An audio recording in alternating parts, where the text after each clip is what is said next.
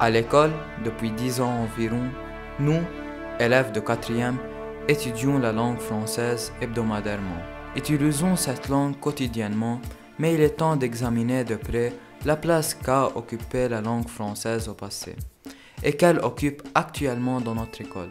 Certes, la langue de Molière occupe une place de choix dans notre école. C'est notre langue seconde. Nous comptons des heures de français et en français. Quant au projet annuel, nous avons effectué des recherches qui nous ont permis de retourner vers un passé prestigieux à ce niveau.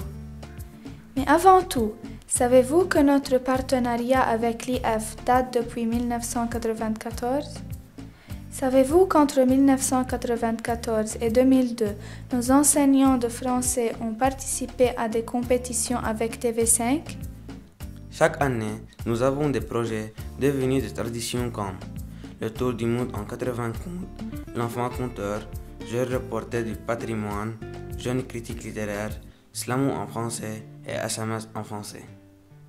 Nous avons le plaisir de vous présenter une de nos plus chers professeurs qui a joué un rôle primordial dans le développement de la langue française dans notre école. Nous lui avons adressé une série de questions. Écoutons ses réponses. Je me présente, je suis Madeleine Elhaj. Je suis contractuelle dans ce collège des Sœurs Antonine Roumier depuis 1979, une longue carrière. Au début, j'étais prof de français, puis coordonnatrice et prof de français, et actuellement conseillère pédagogique. La poussée de l'anglophonie a beaucoup d'impact sur la francophonie et sur la promotion de la francophonie au Liban. Autour des années 70, quand un Français venait au Liban, même le chauffeur de taxi lui parlait en français. Actuellement, il lui parle en anglais. Donc il y a un grand impact.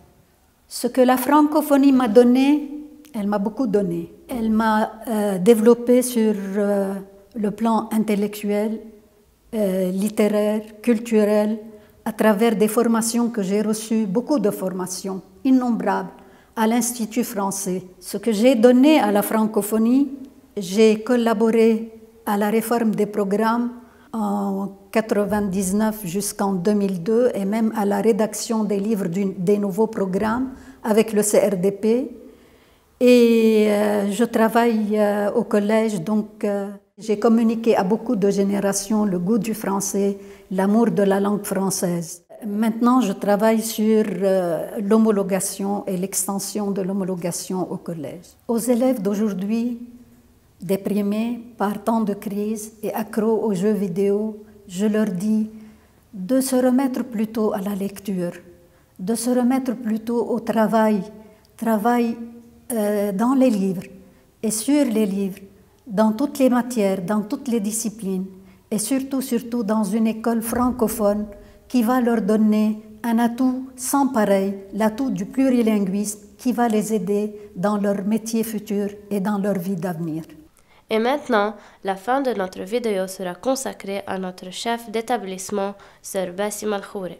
Bonjour, Sœur Bassim Al-Khouri. Dans le cadre de notre projet sur la francophonie, Peter et moi avons l'honneur de vous adresser quelques questions. Ces questions ont été préparées par les élèves de la classe de 4e. Nous attendons impatiemment vos réponses. Bonjour Anne, bonjour Peter, les bienvenus. Quelle relation entretenez-vous avec les langues que vous parlez, l'anglais, l'arabe et le français? Écoutez, l'arabe, c'est ma langue maternelle. Le français est la langue de mes études, de la culture, des valeurs humaines. C'est la langue qui a forgé mon esprit critique, qui a forgé ma personnalité. L'anglais, c'est la langue de la communication. Vous êtes directrice du collège Mardoumit depuis combien d'années? Je suis directrice depuis 15 ans, depuis 2007. Étant chef d'un établissement trilingue, pouvez-vous nous informer sur le statut de la langue française dans votre école? Est-ce que l'anglais l'emporte sur le français ou est-ce le contraire? Le français reste la langue la plus importante parce que ce n'est pas simplement qu'on enseigne le français, mais c'est une langue de support pour les autres disciplines. C'est-à-dire on enseigne les sciences, les maths, la culture, c'est en français. La francophonie, Ce n'est pas seulement une belle langue, mais aussi une valeur intrinsèque de différenciation, d'innovation et de créativité. Êtes-vous d'accord? C'est le français qui a aidé à rayonner les droits de l'homme dans le monde. C'est une langue porteuse des valeurs humanistes telles que la tolérance, l'égalité entre filles et garçons, entre l'égalité de chance, la promotion de l'esprit critique et tout ça, la citoyenneté.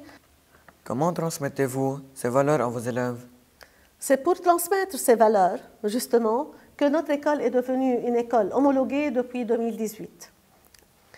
Les valeurs, alors, le sont transmises par des activités, par des projets disciplinaires et interdisciplinaires, bien sûr avec les explications et les devoirs. On vous remercie énormément pour le temps que vous nous avez consacré.